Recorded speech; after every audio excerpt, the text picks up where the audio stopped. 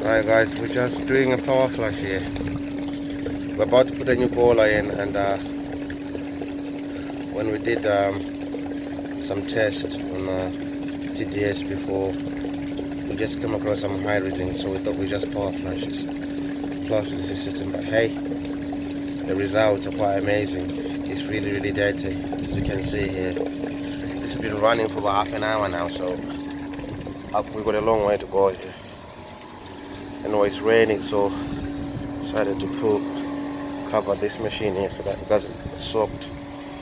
This is the bedboard that just came off the wall. It's getting skipped, and then we're putting a Worcester 18 RI.